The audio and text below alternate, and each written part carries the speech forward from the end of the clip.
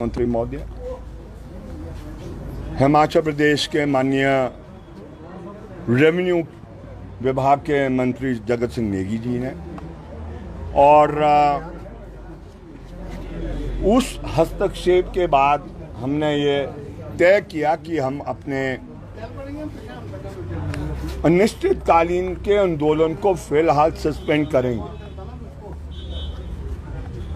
और उसी के सिलसिले में आज भी बैठक थी।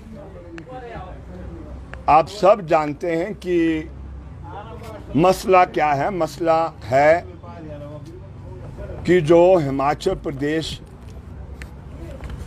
अस्तित्व के आने के बाद जो 1980 में वन संरक्षण कानून जब देश के अंदर लाया गया तो हिमाचल प्रदेश के साथ बड़े पैमाने पर बेइंसाफी हुई।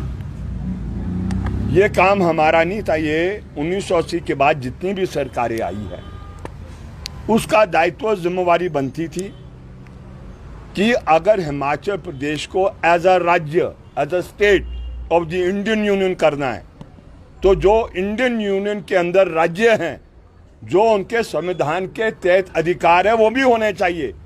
राज्य सिर्फ फट्टे के लिए नहीं है। राज्य है अगर राज्य की चुनी हुई सरकारों को जमीन देने का अधिकार है और विकास करने के लिए भूमि उसके पास हो।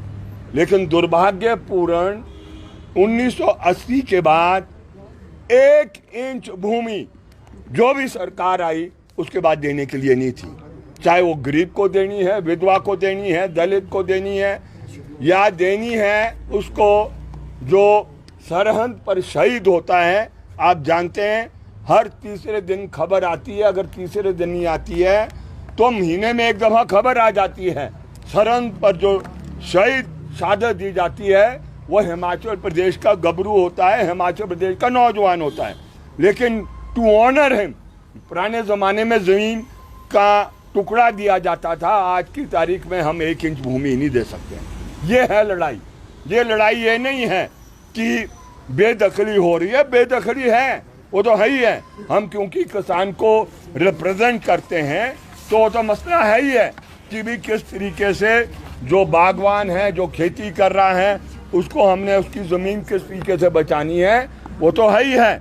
लेकिन हमारी लड़ाई इस बात की है, बिगर एजेंडा हमारा ये है कि हिमाचल प्रदेश गवर्नमेंट के पास ये अधिकार होना चाहिए भूमि को वितरण करने के लिए, जो अभी तक नहीं हो रहा है।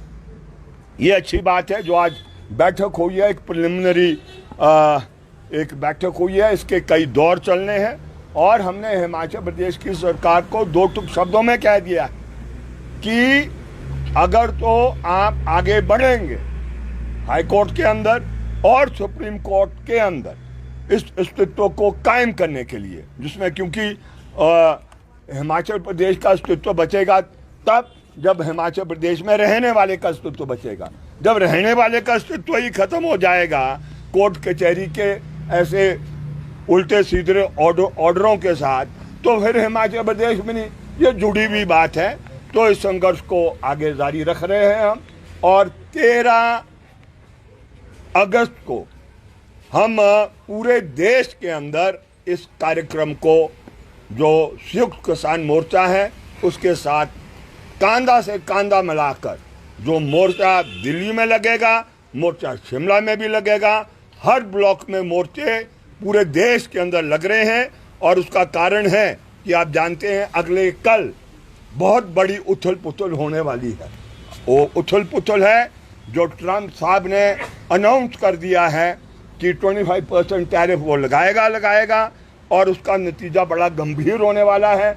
और हिमाचल प्रदेश में हम समझते हैं सेब के खेती का आखिरी जो सांस लेने का काम है, जो जब वो मरीज़ उसमें चले जाता है, वेंटिलेटर पर चल जाता है, आईसीयू में चले जाता है, तो वो हालात सेब की खेती के होने वाले हैं जो ट्रंप साहब वहाँ पर कर रहे हैं।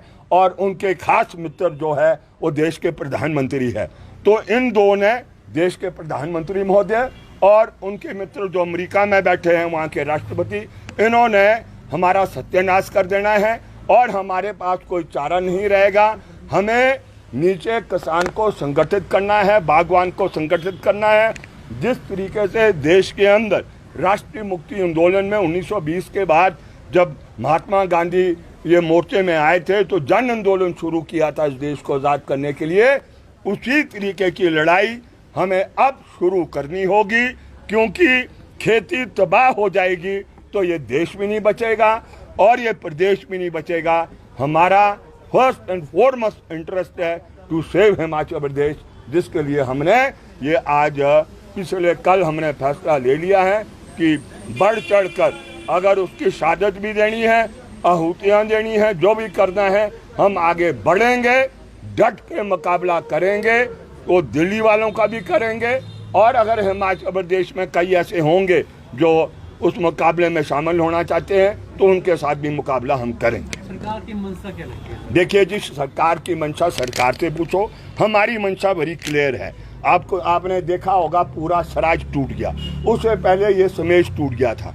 आप 1 इंच भूमि नहीं दे पा रहे हैं, आप क्या करेंगे? वैसे ही आप आम के दौरे लगा रहे हैं, आप सहानुभूति, चलो अच्छी बात है आप कर रहे हैं। ठोस आपको तब होगा जब आप जो इस प्रदेश के अंदर जब से यह प्रदेश बना है, ये जो अलग अलग किस्म की त्रासदियाँ जब आती रही है, आप एक ज़मीन का टुकड़ा नहीं वो दे सकते हैं।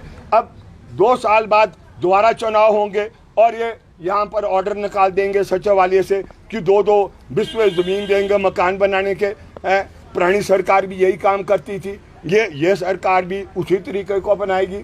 तो हमने कह दिया इनको, ठगा मत, अब नहीं ठगे जाएंगे, हिमाचल प्रदेश की आवाम नहीं ठगी जाएगी। ये ठगने वाला काम छोड़ो, ठोस करने का प्रयत्न करो और ठोस तब संभव होगा जब ये दिल्ली वाले जो बैठे हैं दिल्ली में, ये गिद्ध की जैसे बैठे हैं, ये इंतज़ार में है कि हिमाचल की जनता कब अपने घुटने पर गिरेगी और फिर वो आक्रमण करेंगे। तो इनको भी कह दिया है, समझा दिया कि भी आप भी समझो कि भाई ये लड़ाई बड़ी लड़ाई है और हिमाचल के अस्तित्व को बचाने का काम करो। हमने तो यही विनती सरकार से पहले भी की, आगे भी यही करेंगे। Thank you ji.